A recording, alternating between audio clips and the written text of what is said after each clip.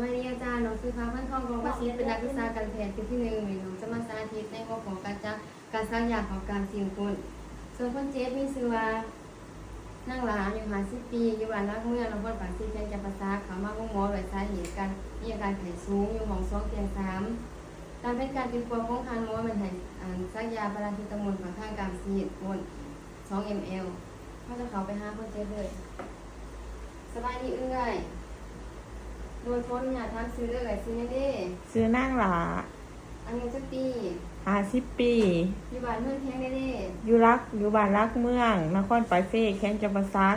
โดยเราเองมีซื้อมาค่ะพันทองกองประสิทธิ์เป็นนักวิชาการแพทย์เป็นที่หนึ่งที่มาในโรงงานเพื่องานอยู่แผนกนี้วันนี้เราจะได้มาสร้างยาหาทางการสิ่งกลอยู่เลยเด้อเพื่อเป็นการลดภัยเรื่อยเพื่อขออนุญาตก่อนบางยาในเด้อโดยควบไปเรื่อย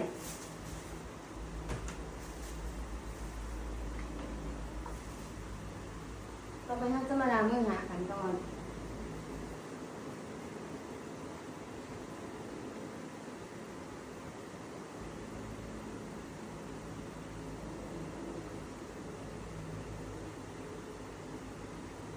ก็จากข้างล่างเมื่อไหร่เขาจะมาเตรียมอุปกรณ์ครบถ้วนจะมีพัดถาที่ซ้ำมักทัวห้องหรือพัดเซซ้ำมักทัว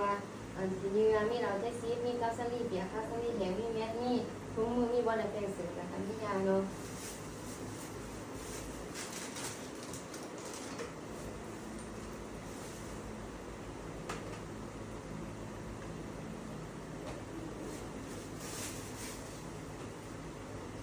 ต่อไปเขาจะมาเรา70 ใส่ซ้ำมีก่อนที่เขาจะเอาใส่เขาจะเบิ่งวันที่นาทีวันอายุแล้วเขาจะหยอดถิ่ม2-3หยดเพื่อ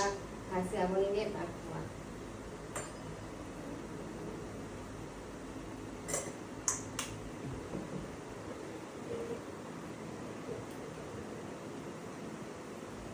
จะมาเอาซ้ำดีอยากได้ซ้ำดีเองจะได้ผ่าซีจะได้ตามตัวที่ห้องแบบผ่าซี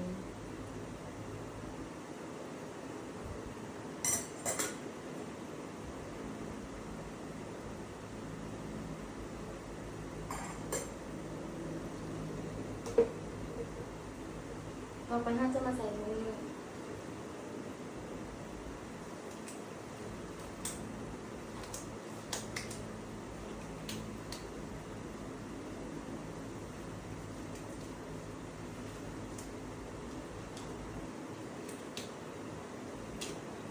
หลังจากที่เราใส่ถุงมือแล้วเขาจะมาจีบเข็มวันแรกจีเขาจะเบอร์ละกะบางทีนาทีวันอายุแล้วก็ม้วนจีขา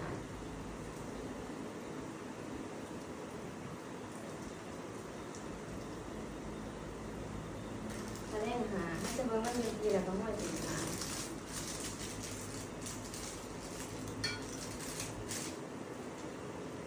ถ้าจะมาเบอร์หลังกันเมืองการโต้ตะกอนนะคะเมืองวันที่นาทีวันอายุแล้วก็ถามว่ามีหนังที่เป็นกระจดีมากก่อนที่เขาจะฮักเขาจะเบิ่งเป็นเมตรรอบแล้วเขาจะฮักอยู่ในระดับเอวของเขาแล้วก็ไปวันที่บ่มีคนเขาจะถิ่มในทียาเล่นโค้งต่อไปเขาจะมาเปลี่ยนวันถิ่ม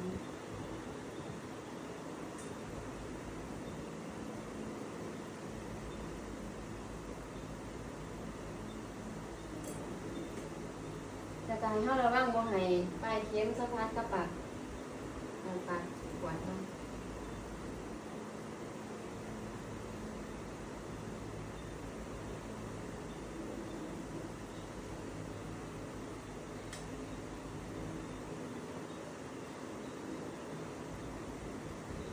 เขาจะต่างในมุมเขาซีลงตา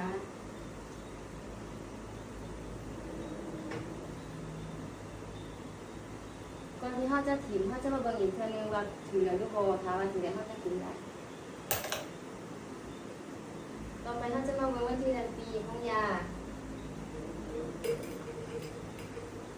เขาจะมีเล็บ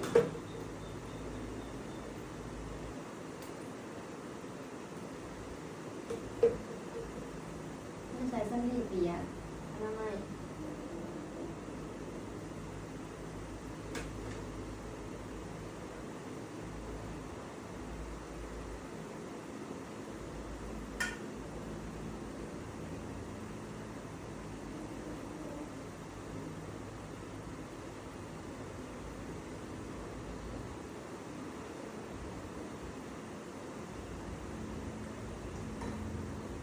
เขาจะสั่นจนกลัวยามันจะเข้ากันเขาสังเกตว่ามันเข้ากันเนี่ยเขาจะดูดออกมา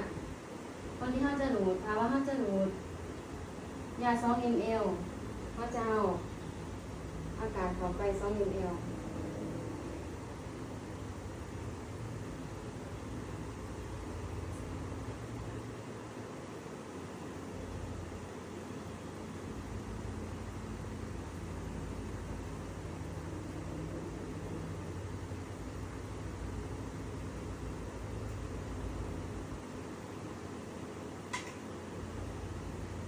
เขาจะรายอาการเขาจะกินหนังสือของฮาร์ดตัวเขาเอง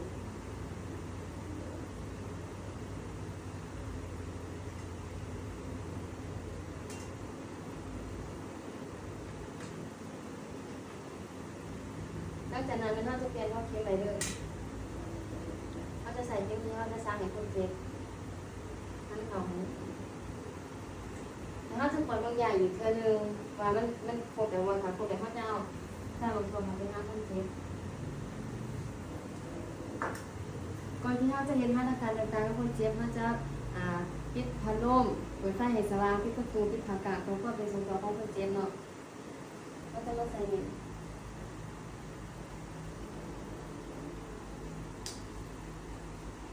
หลังจากนั้นเขาจะมาจัดทานอนของคนเจ็บอยู่ในทานอนที่บอกว่าทานอนจิตขวามนอนว่าเอื้อยเพราะระยะเด้อให้กันนอนขวามเด้อหลังจากที่เขาเจ็บนอนขวามเรียงเขาจะเปิดอยู่บริเวณที่ว่าเขาจะซักเนี่ยเขาจะแบ่งกดออกเป็น4 ส่วนคือEDS ฮาร์ดเซกัมขางเครื่องและข้างในเป็นเซกัมฮาร์ดโคซีดและก็ข้างนู้นเป็นเขาจะเบิ่งห้องกลของคนเจ็บนอกจนหอดกระดูกกกขาและข้างนอกเป็นเขาจะนับแต่กระดูกEDS ฮาร์ดกระดูกกกขาเขาจะซักอยู่ใน1/4ข้างนอกบนเครื่องก่อนที่เขาจะซักเนาะเขาจะเอาใส่ซ้ำลีเปียเช็ดเฉพาะบริเวณที่เขาจะซัก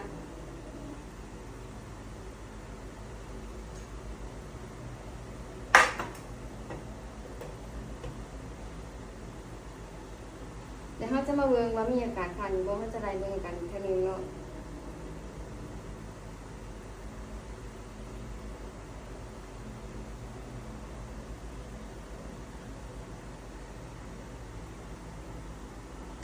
เขาจะใส่มือที่เฮาบ่ถนัด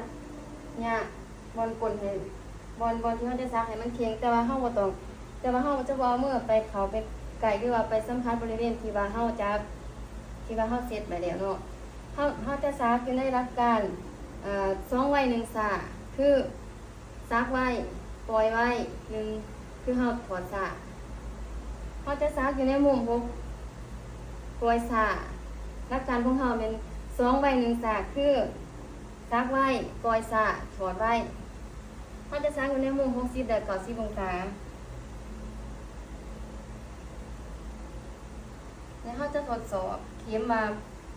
ถึงวันที่เขาซักหรือบ่เขาตรวจขึ้นมาถามว่ามีเลือดแสดงว่าเขาซักถึงเส้นเลือดของคนเจ็บถามว่าบ่มีแสดงว่า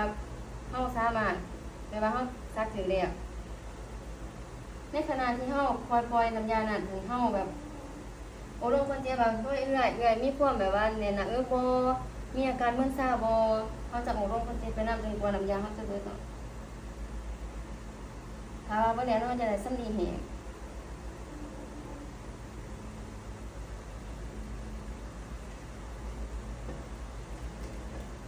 ช่วยเอื้อยแล้วล่ะเด้อให้เอื้อยนอนในท่าที่สบายเลย แต่เขาจะติดตามอาการคนเจ็บ15 นาทีว่าคนเจ็บมีอาการมึนซ่าไม่ว่าเนี่ยนะแล้วเขาจะหายสุขภาพศึกษาคนเจ็บแล้วด้วยเอื้อยบริเวณที่ว่าหนองซ่าก็หายเอื้อยเอามือไปเนียนหรือว่าไปบีบไปคันมันเด้อแต่หายเอื้อยสังเกตอาการตัวเองหน้าว่าถ้าว่ามีอาการเนี่ยนะคือว่าแขนขาตามตัวมึนซ่าหายเอื้อยไปเดินห้องอยู่เข้าเตยได้เด้อเอื้อยโดยไปพักผ่อนได้ต่อไปเขาจะมาเกี่ยแม่อุปกรณ์เขาจะเนี่ยอุปกรณ์ที่เสื้อแล้วก็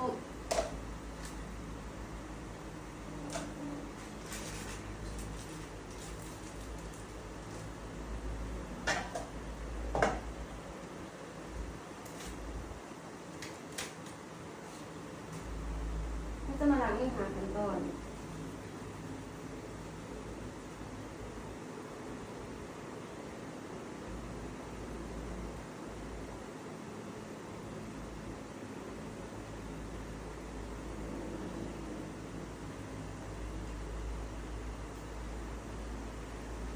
หลังจากที่เราเห็นธนาคารคนเจ็บแล้วเขาจะมาบันทึกในวันที่เดือนสองในวันที่2 เดือน 7 2026ไหลซักยาพาราเซตามอล2 ml ขอท่ากับสิงคลสังเกตเห็นว่าคนเจ็บบ่มีอาการแพ้ยาหรือว่าผิดปกติใดๆขอขอบใจอาจารย์